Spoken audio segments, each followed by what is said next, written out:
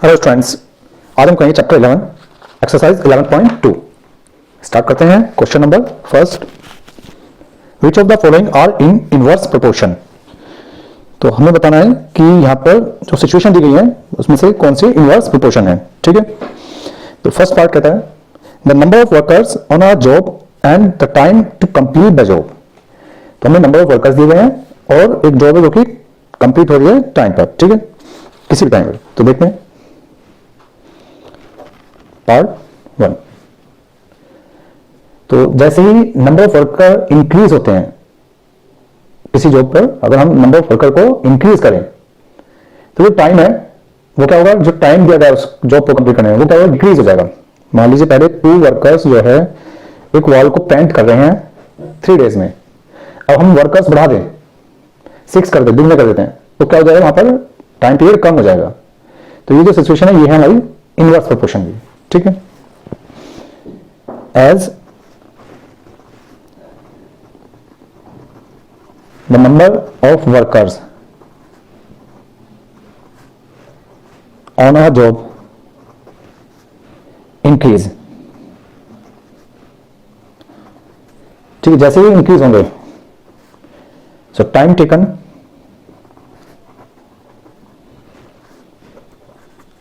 To complete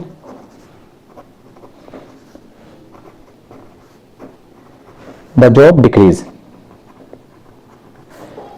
तो जो time है कंप्लीट करने का वो क्या हो जाएगा, डिक्रीज हो जाएगा, कम हो जाएगा। So they are in inverse proportion.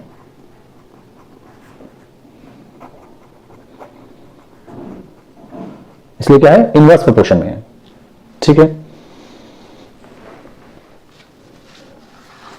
Second part देखते हैं इसका। The time taken for a journey and distance travel in uniform speed. तो इस बार में क्या दिया गया है कि टाइम जो लिया जा रहा है किसी जर्नी को पूरा करने में, ठीक है, और जो डिस्टेंस ट्रेवल है यूनिफॉर्म स्पीड है, वहां पर जो डिस्टेंस ट्रेवल की जा रही है वो यूनिफॉर्म स्पीड, मतलब स्पीड जो है वो फिक्स है। इसको देखते हैं।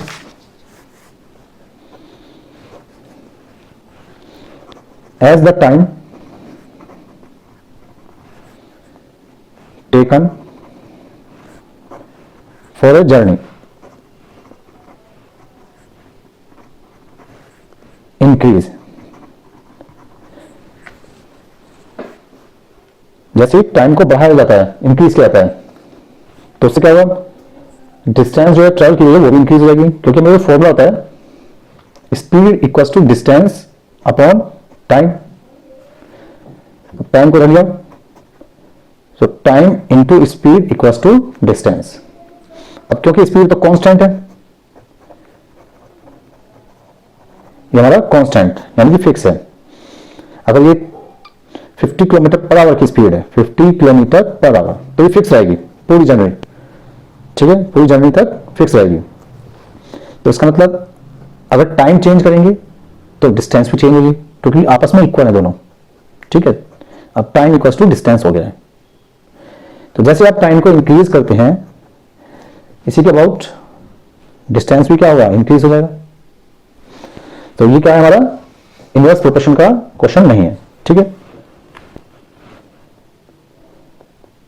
तो time taken for a journey increase, distances travel also increase. वैसे ही हमारी डिस्टेंस भी इंक्रीज हो जाएगी। सो हम लिख सकते हैं कि time and distance are not in inverse proportion.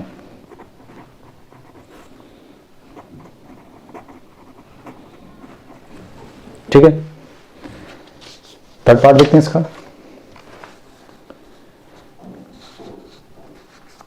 Third कहता है area of cultivated land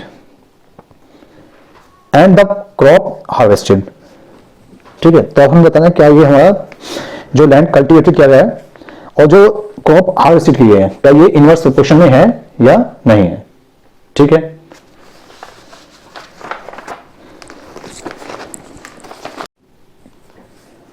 third, as area of cultivated land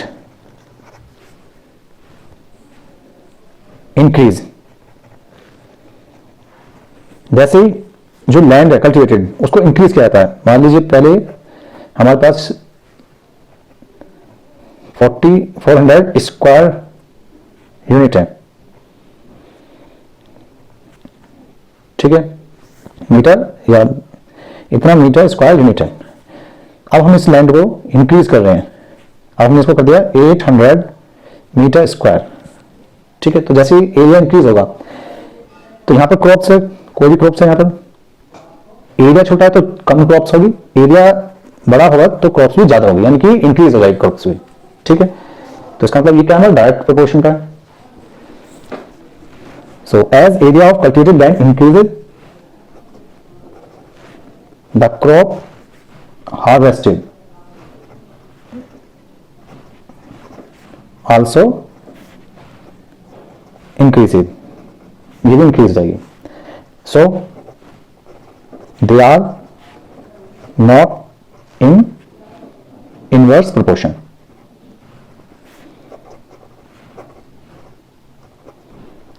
इसलिए क्या ये इनवर्स प्रोपोर्शन में नहीं है, ठीक है। फोर्थ पार्ट देखते हैं इसका, the time taken for fix journey and the speed of vehicle. अब हमें बताना है सिचुएशन किसका, एक तो फिक्स जर्नी है, यहाँ पर जर्नी जो है हमारी, जो डिस्टेंस है फिक्स है, और जो टाइम समय लिया गया है इसमें उस जर्नी को मतलब कंप्लीट करने के लिए, and the speed of vehicle. तो हमें स्पीड और टाइम में बताना है कि क्या वो इनवर्स में है या नहीं, ठीक है।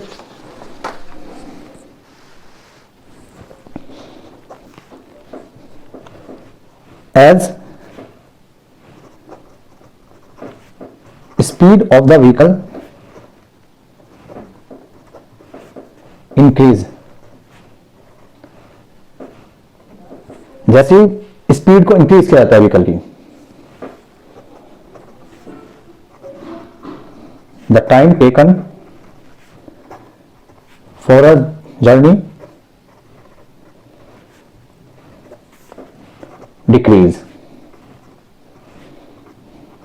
तो जो टाइम समय लिया गया है उस जर्नी को कवर करने के लिए, तो उसमें क्या होगा, वो डिक्रीज हो जाएगा, क्योंकि जो फॉर्मूला होता है स्पीड इक्वल टू होता है डिस्टेंस अपॉन टाइम, ठीक है। तो यहां पर हमारा जो है डिस्टेंस ये क्या है, फिक्स कर दिया गया है, ठीक है। मान लीजिए अगर इसको हम 200 किलोमीटर है, ये फिक्स हो गया है, ठीक है। तो अब चेंज क्या रहा है, टाइम चेंज हो रहा है, और जैसे टाइम चेंज करेंगे, अगर हम टाइम को यहां पर स्पीड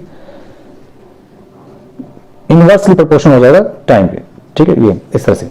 तो जैसे ही टाइम को हम चेंज करते हैं, मान लीजिए हम टाइम को 4 आवर्स कर दें, तो ये होल वैल्यू है वो क्या हो जाएगी, कम हो जाएगी, ठीक है। मान लीजिए अगर पहले 2 था, यहां पर टी की वैल्यू पहले 2 थी, तो ये तो 1/2 था पहले हमारा टाइम, और अब हमारा टाइम है 1/4, तो इसका मतलब ये तो लेस हो गया 1/4, ठीक है। टाइम क्या हो रहा है, डिक्रीज हो रहा है।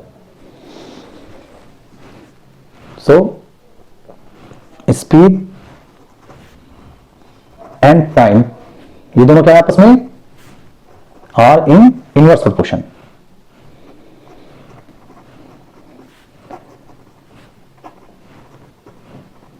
ठीक है, इनवर्स प्रोपोर्शन मतलब अगर एक ऑब्जेक्ट को हम इंक्रीज करें और उसका कॉरस्पॉन्डेंस दूसरा ऑब्जेक्ट डिक्रीज हो जाए, तो उस केस को हम बोलते हैं इनवर्स प्रोपोर्शन केस, ठीक है। नेक्स्ट देखते हैं इसका fifth part, the population of country and the area of land पर पर्सन। अब हमें क्या बताना है, यहां पर पॉपुलेशन ऑफ कंट्री है, ठीक है, और एरिया ऑफ लैंड पर पर्सन के अकॉर्डिंग इनके बीच में बताना है कि ये हमारा इनवर्स प्रोपोर्शन है या नहीं, ठीक है।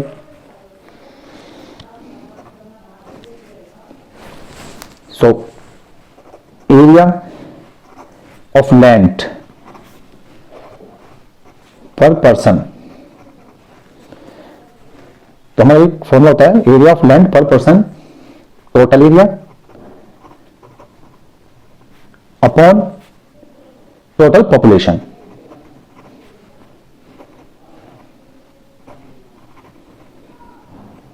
ठीक है, ये हमारा फॉर्मूला होता है कि अगर हम एरिया ऑफ लैंड पर पर्सन निकालना चाहते हैं तो हम टोटल एरिया को डिवाइड कर देंगे टोटल पॉपुलेशन से।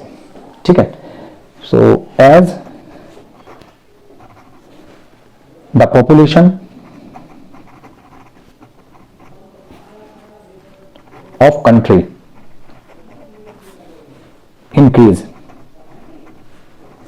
तो जैसी पॉपुलेशन ऑफ कंट्री इंक्रीज होती है, बढ़ती है, ठीक है, द एरिया ऑफ लैंड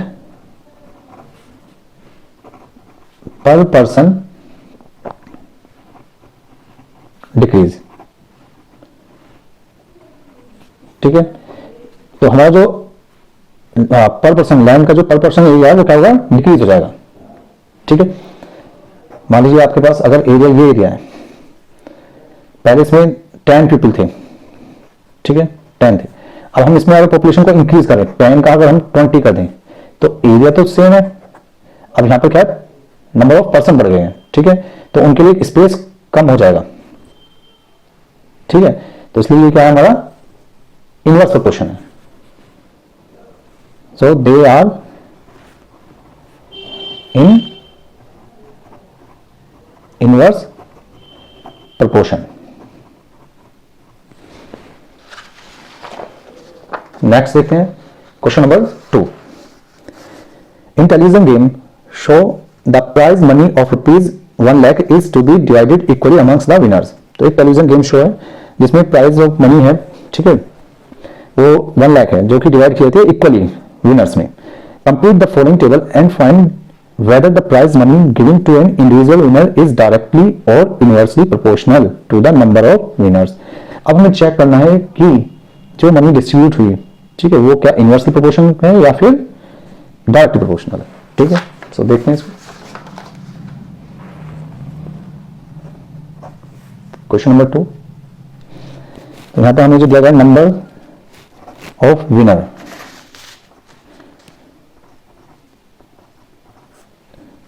और दिया गया हमें प्राइज फॉर ईच विनर। ठीक है, तो पहला में दिया गया 1 और जो प्राइज है,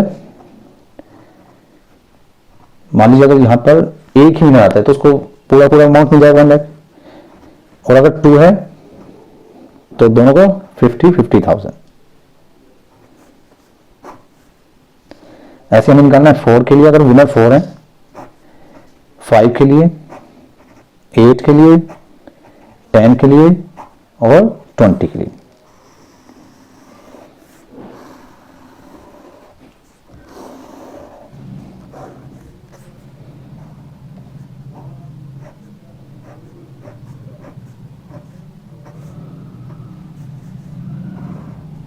ठीक है, तो ये इंफॉर्मेशन हमें गिवन है।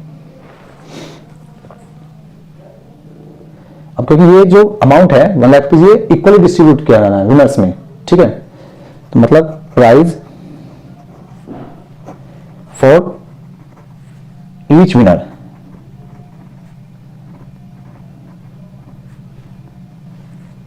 तो टोटल मनी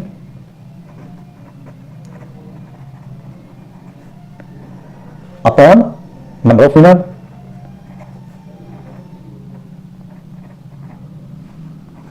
ठीक है, अगर हमें इक्वली डिवाइड करनी है कोई मनी तो हम क्या करते हैं, टोटल मनी को डिवाइड करते हैं विनर से, जितने विनर्स हैं। अगर 1 विनर तो 1 से डिवाइड करेंगे, 2 विनर तो 2 से डिवाइड कर देते हैं।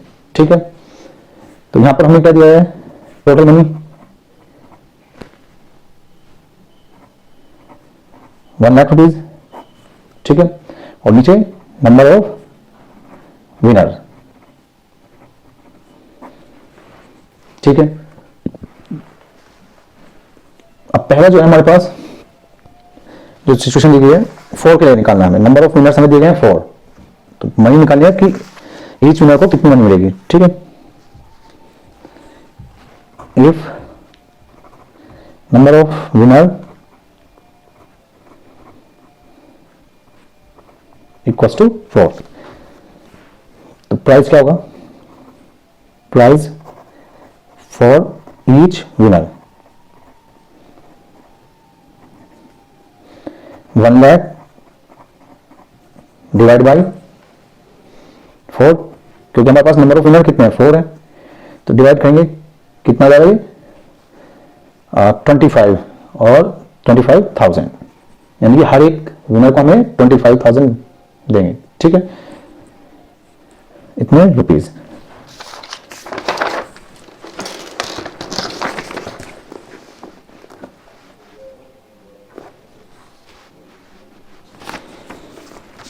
अब नेक्स्ट देखते हैं, नेक्स्ट हमें निकालना है 5 के लिए। 5 को कितना मिलेगा, ठीक है,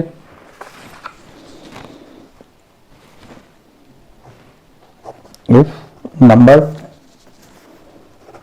ऑफ विनर्स इक्वल्स टू 5, तो यहां पर प्राइस कितना हो जाएगा for each winner. Total money हमारे पास 1 लाख है और डिवाइड करेंगे 5 से, 20 यानी 20,000।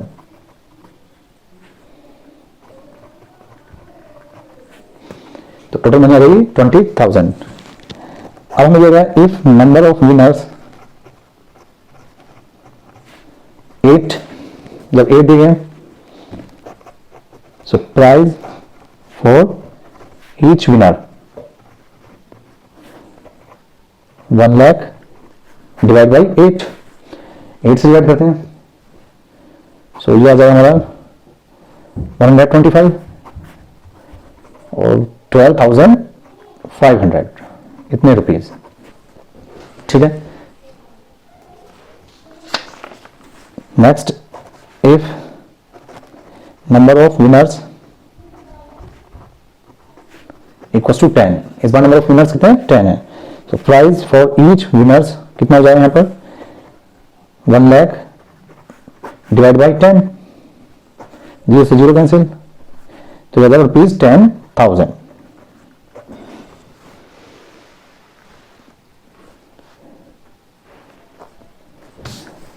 Next if number of winners 20, इस बार हमारे 20 विनर्स हैं, तो यहां पर prize for each winners equals to 1 lakh divide by 20, cancel और 2 5 जाए, यानी कि रुपीज 5,000। ठीक है, तो अब जो हमारी टेबल आएगी वो इस तरह से आएगी, नंबर ऑफ विनर्स और price for each.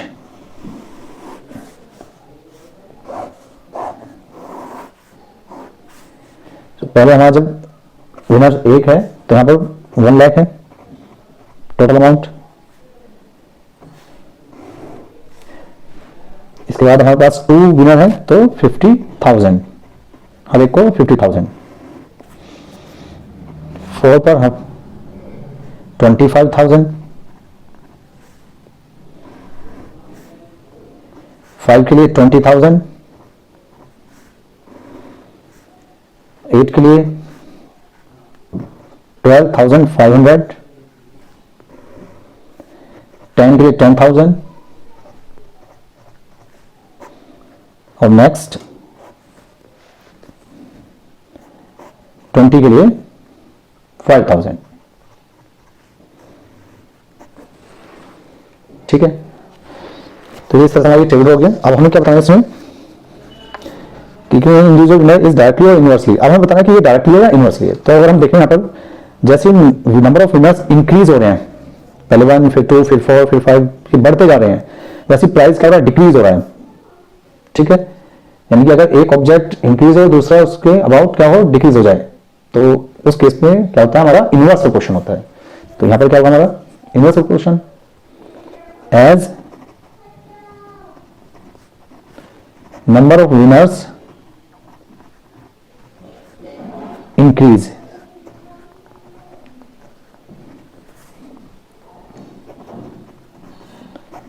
Price for each winner is decrease. क्या हो जाएगा, डिक्रीज हो जाएगा। ठीक है, so they are in inverse proportion, तो इसलिए क्या ये इनवर्स प्रोपोर्शन में है। नेक्स्ट देखते हैं question number 3। Rahman is making a wheel using spokes. तो रहमान क्या बना है, एक व्हील बनाया है जिसमें वो यूज कर रहा है स्पोक्स का, तीलियों का। ठीक है, he wants to fix equal spokes in such a way that the angles between any pair of consecutive spokes are equal. तो वो किस तरह से फिक्स करता है स्पोक्स को। मान लीजिए इस तरह से व्हील है, ठीक है, तो दो कॉन्जिक्यूटिव जो लगातार स्पोक्स है ना, उनके बीच का एंगल, यानी कि जैसे ये ए और बी स्पोक है और ये उसने सी स्पोक लगाया, तो इन तीनों के बीच का जो एंगल होगा ना वो सेम होगा।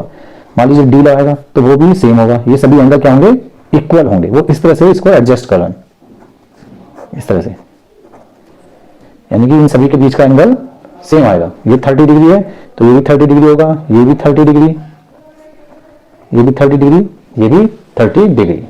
ठीक है, help him by completing the following table. अब हमें क्या करना है, ये टेबल कंप्लीट करनी है। ठीक है,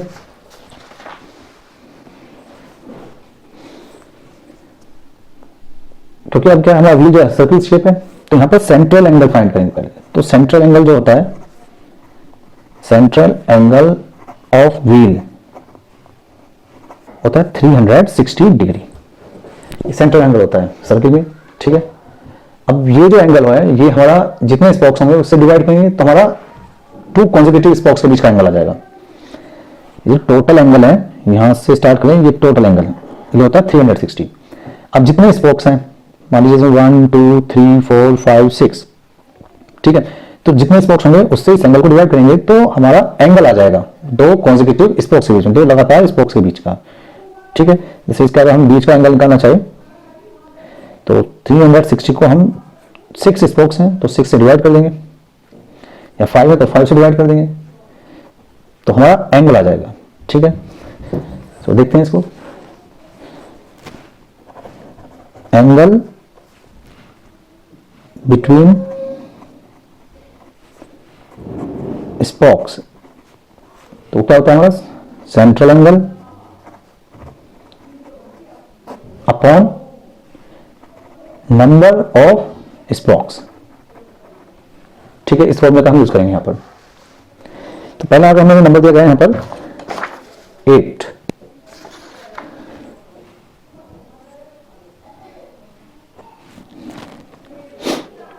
if number of spokes equals to 8, तो यहां पर एंगल क्या होगा हमारा 360 अपॉन नंबर ऑफ स्पोक्स होगा, यहां पर सेंट्रल एंगल 360 और number of spokes 8। So divide करेंगे 8 से, 8 4 जा 32, 4 और 8 5 जा 40, यानी कि एंगल आ जाएगा हमारा 45 डिग्री। तो इसका मतलब अगर 8 स्पोक्स हैं तो उनके हर एक के बीच का एंगल होगा 45 degree.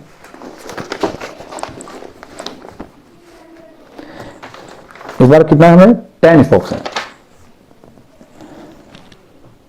If number of spokes equals to 10, तो यहां पर एंगल कितना हो जाएगा 360 अपॉन नंबर ऑफ स्पोक्स, 0 से 0 कैंसिल, तो एंगल आ जाएगा 36 degree. Next, if number of spokes इस बार 12 है, तो यहां पर एंगल कितना होगा हमारा 360 central angle upon number of spokes 12, और 12 3 जा 36, यानी कि यह होगा 30 डिग्री हमारा। ठीक है, तो जो टेबल अभी हमारी वो इस तरह से होगी, नंबर ऑफ स्पोक्स और angle between a pair of consecutive spokes, ठीक है, दो लगातार जो स्पोक्सन के बीच का एंगल।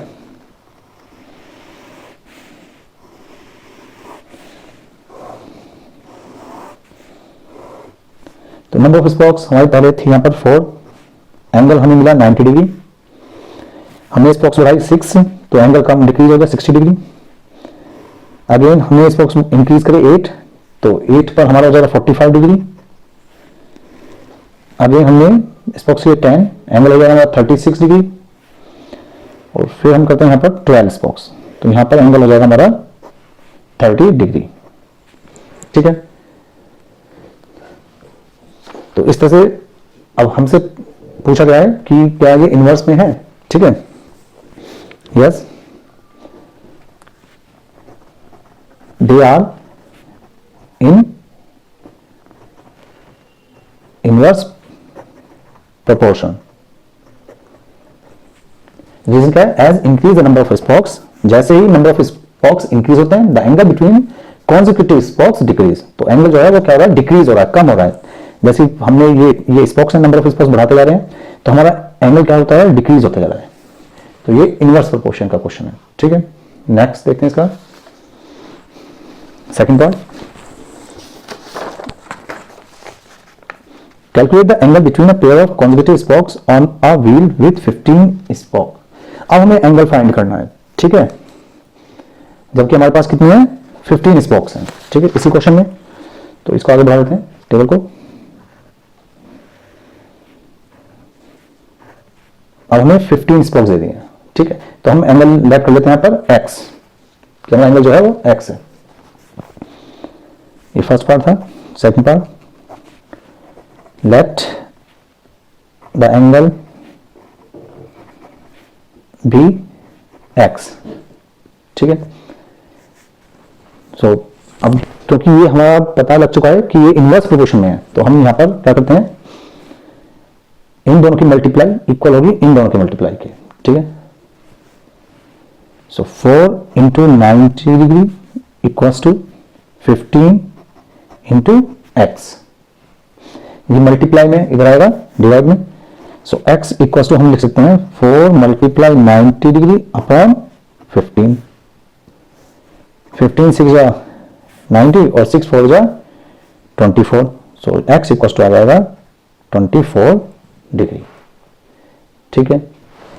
थर्ड पार्ट देखते हैं इसका। How many spokes would be needed if the angle between pair of consecutive spokes is 40 degree.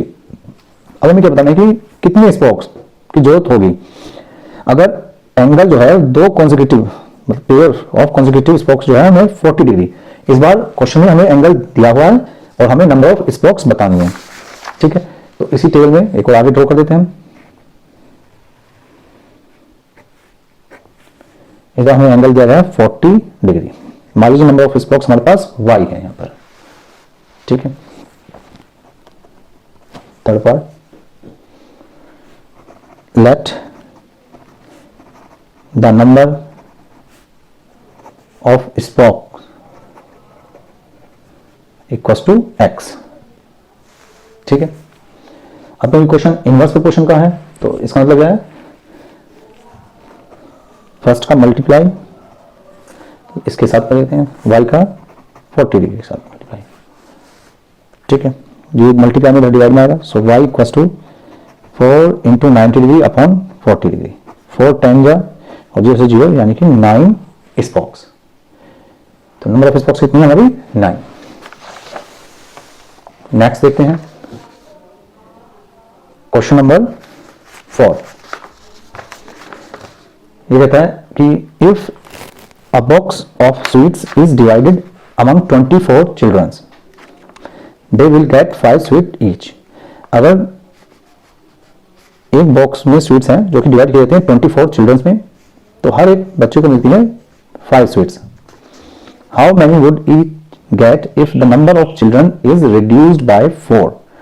अब हमें बताना है कि अगर चिल्ड्रन को 4 कम कर दिया जाए, 24 है, 24 में से 4 कम कर दो, तो हर एक बच्चे को कितनी स्वीट्स मिलेगी, ठीक है। तो क्योंकि ये क्वेश्चन जो है इनवर्स प्रोपोर्शन का है, ठीक है। देखते हैं।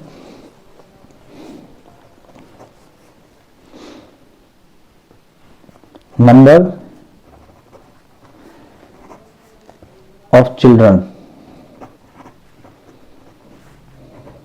लेफ्ट, दो चिल्ड्रन बचे, 24 थे।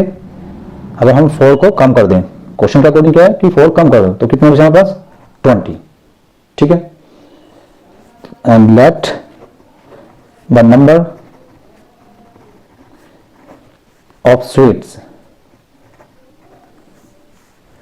Equals to x. मान लीजिए अब हर एक बच्चे को स्वीट्स मिल गए, एक्स मिल गया। ठीक है, तो हमारी जो टेबल होगी वो इस तरह से होगी, नंबर ऑफ चिल्ड्रन और नंबर ऑफ स्वीट्स। पहले हमारे पास जो क्वेश्चन दिया गया 24 चिल्ड्रन थे और हर एक को 5 स्वीट्स मिल रही थी। इस बार चिल्ड्रन कम हो चुके हैं, कम मतलब 20 है। अब हम बताएं हर एक को कितनी स्वीट्स मिलेगी।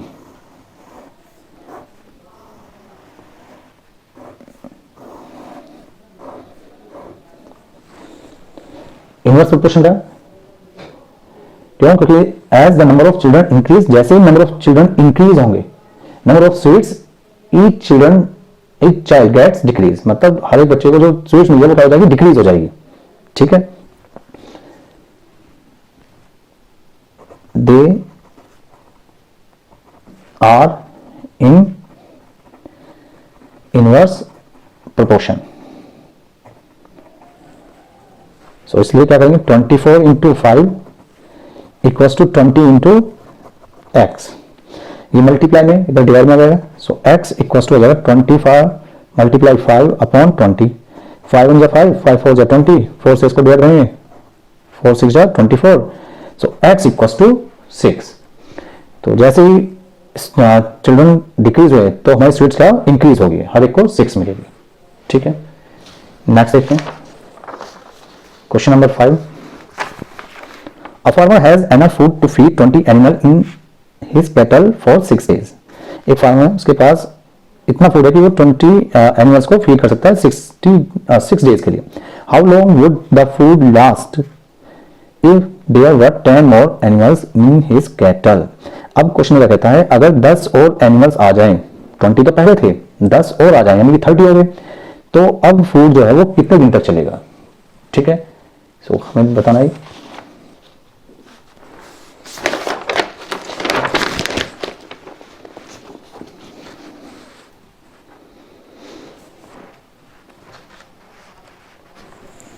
क्वेश्चन नंबर 5,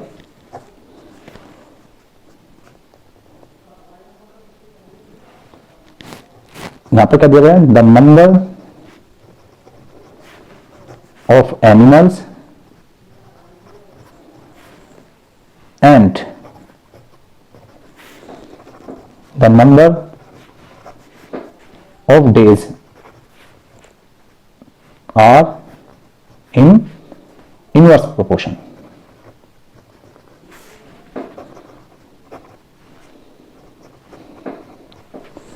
अब जो नंबर ऑफ एनिमल्स हैं और नंबर ऑफ डेज हैं वो क्या है? हमारे इनवर्स प्रोपोर्शन में है। ठीक है, इनवर्स में क्यों है? क्योंकि जैसे ही हमारा क्या हो रहा है, इसमें एनिमल इंक्रीज होंगे तो फूड क्या हो जाएगा? डिक्रीज हो जाएगा। ठीक है, सो पहले हम निकाल लेते हैं यहां पर टोटल नंबर ऑफ एनिमल्स। तो 20 पहले थे, 10 और एनिमल्स आ गए, अब होगा हमारे पास 30 एनिमल। ठीक है, लेट द फूड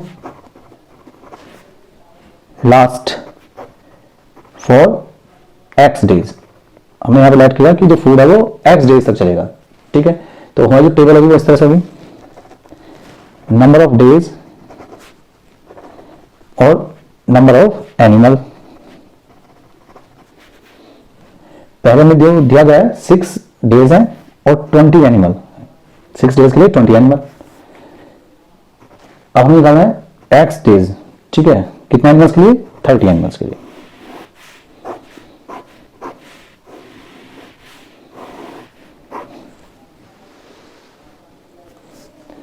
तो ये इनवर्स है, तो मल्टीप्लाई करेंगे 6 into 20 equals to x into 30। ये मल्टीप्लाई इधर डिवाइड में आएगा, so x equals to 6 multiply 20 upon 30।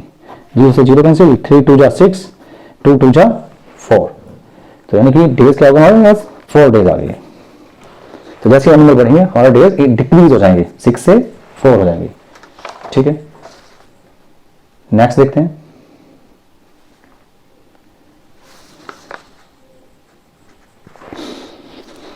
A contractor estimate that 3% could rewire Jasminder house in 4 days। तो क्वेश्चन में क्या कहता है कि जो है कॉन्ट्रैक्टर है वो एस्टिमेट मतलब वो अंदाजा लगाता है कि 3% जो है वो रीवायर कर सकते हैं जसमिंदर हाउस को 4 डेज में। ठीक है, if he uses 4% instead of 3, अगर वो 3 की जगह 4 यूज करता है, ठीक है, how long should they take to complete the job.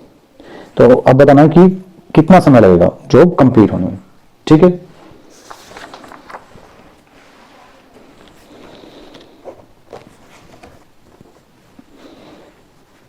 Late the number of days be x.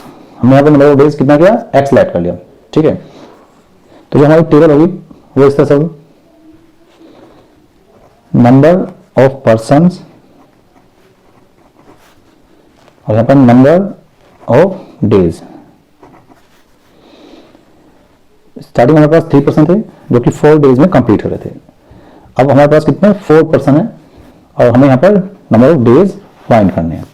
ठीक है, तो इस तरह से हमारी टेबल होगी। अब क्योंकि क्या है यहां पर as we increase the number of person, जैसे हम यहां पर नंबर ऑफ पर्सन इंक्रीज करेंगे, टाइम टेकन वो डिक्रीज। तो टाइम जो है, जो ज्यादा टाइम है वो क्या हो जाएगा, डिक्रीज हो जाएगा। ठीक है, इसका मतलब so they are in inverse proportion.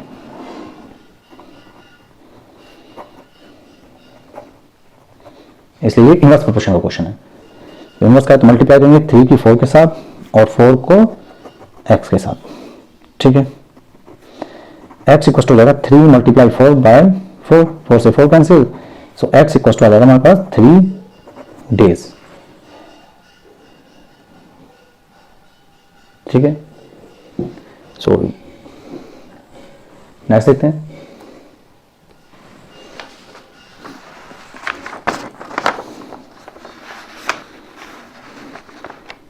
Question number 7,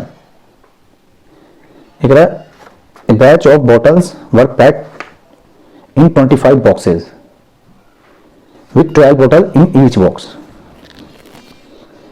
तो कितनी बोतल पैक की 25 बॉक्सेस में और हर एक बॉक्स में 12 बोतल्स थी। If the same batch is pack using 20 bottles, अगर 20 बोतल्स हर एक बॉक्स में पैक की जाए, how many boxes would be filled.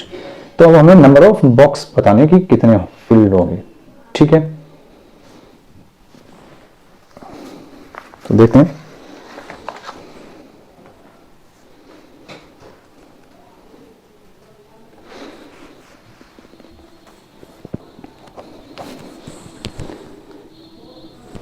Late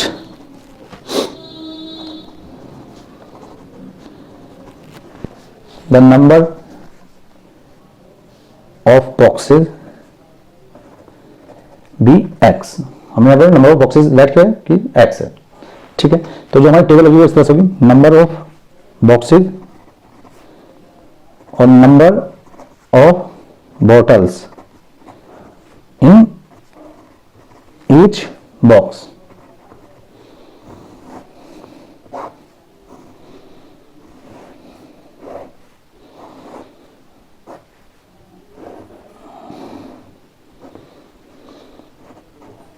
twenty 25 box थे और हर एक बॉक्स में 12 बोतल थी।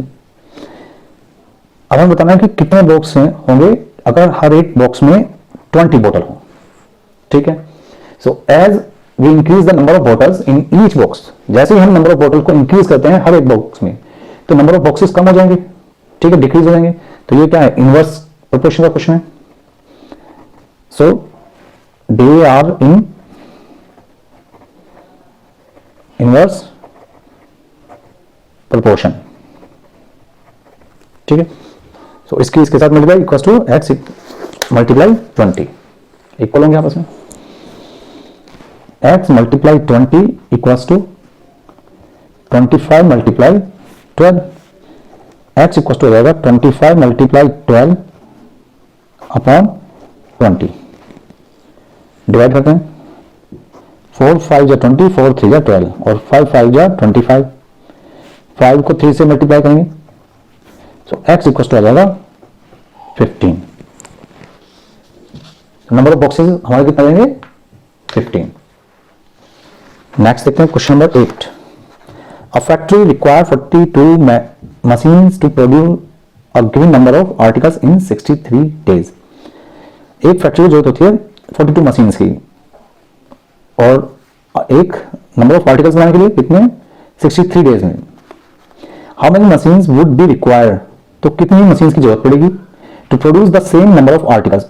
मान लीजिए यहां पर हमने x आर्टिकल बनाए 63 डेज में 42 मशीन से, तो नंबर तो सेम है, आर्टिकल्स है x, लेकिन डेज क्या हुआ है, कम हो गए 54। अब हमें बताना है कि मशीन में कितनी जरूरत पड़ेगी। ठीक है, question number 8। So let the number of machine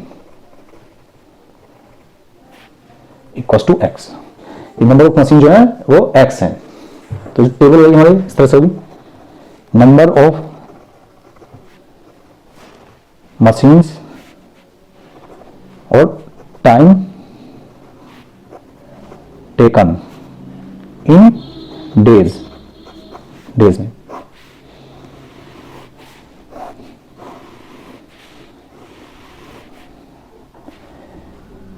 पहले 42 मशीन थी और टाइम ले रही थी 63 डेज का। अब लेट क्या हमने x मशीन है और टाइम ले रही है 54 डेज का। As we increase the number of machine, जैसे हम क्या कर रहे हैं, नंबर ऑफ मशीन को इंक्रीज कर रहे हैं, the time taken to produce the article decrease. तो जो टाइम दिया रहा है आर्टिकल बनाने में वो क्या होगा, डिक्रीज हो जाएगा। ठीक है, क्योंकि टोटल नंबर ऑफ जो आर्टिकल है वो सेम है, इक्वल है, तो इसका मतलब क्या है, they are in inverse proportion, इसलिए ये सब क्या है, इनवर्स प्रोपोर्शन है।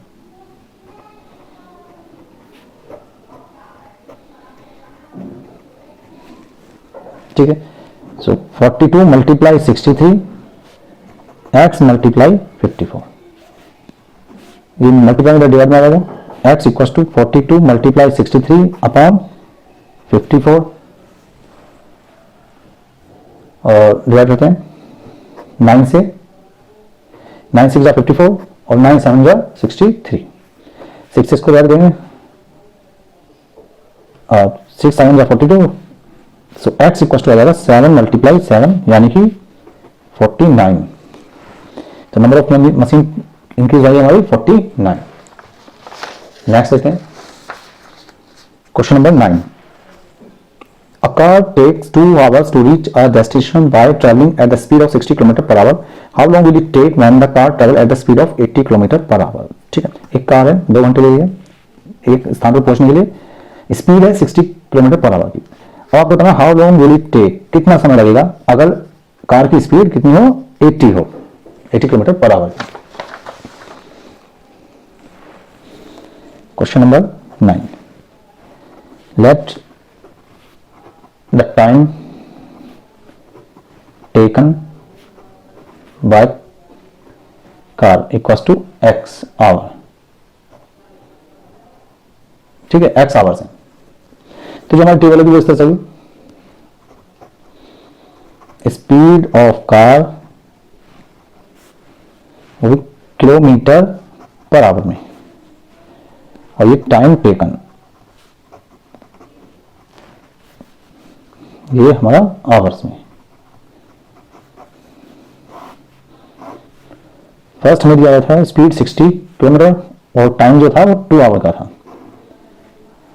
अब स्पीड हो गया 80, तो हमें यहां पर टाइम निकालना है।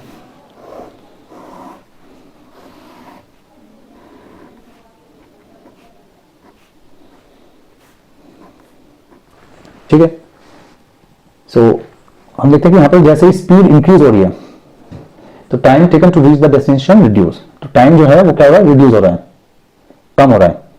ठीक है, तो इसका मतलब ये क्या है, इनवर्स का है question. So they are inverse proportion. ठीक है, so 80 into x equals to 60 into 2, multiply में डिवाइड में जाएगा 60 इंटू 2 अपॉन 80, 0 से 0 कैंसिल, 2 4 जा 8, 2 2 जा 4, 2 3 जा 6, सो 3/2, और हम इसको लिख सकते हैं डिवाइड करते हैं तो 1 and 1/2 आवर्स, ये हमारा टाइम आ जाएगा इसका। ठीक है, question number 10, whether 2 person could fit new window in a house in 3 days। तो 2 पर्सन है वो फिट कर सकते थे विंडो को 3 आवर्स में, 3 डेज में, sorry 3 days. One of the person fell ill before the work started. तो इनमें से क्या हुआ, एक जो पर्सन था वो बीमार हो गया। ठीक है, वर्क स्टार्ट होने से। ठीक है, how long would the job take now. तो अब हमें टाइम बताना है कि कितना टाइम लगेगा। ठीक है, दूसरा कह रहा है how many person would be needed fit the window in 1 day. और अगर हम वो वर्क 1 डे में करना चाहें तो कितने पर्सन की जरूरत पड़ेगी। तो देखते हैं question number 10, if 1 person fell ill. ठीक है, एक पर्सन क्या हो गया, बीमार हो जाए, तब क्या होगा कि एक पर्सन ही वर्क करेगा, क्योंकि स्टार्टिंग में कितने थे हमारे पास, 2 पर्सन थे यहाँ पर, स्टार्टिंग में 2 थे ना, तो जो नंबर ऑफ पर्सन रह जाएंगे वो केवल 1 रह जाएगा। ठीक है, देन नंबर ऑफ पर्सन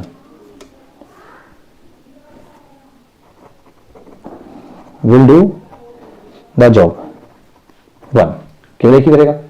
ठीक है, सो हमने लेट किया कि the time taken x days. अब जो टाइम दे रहा है वो एक्स डेज है। ठीक है, तो हमारी जो टेबल होगी वो इस तरह से होगी।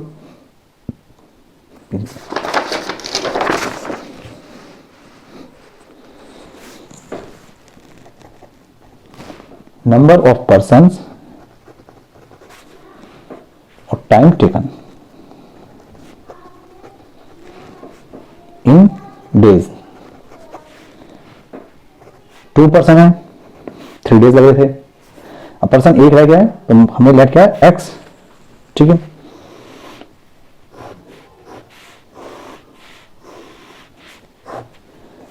इस तरह से टेबल है।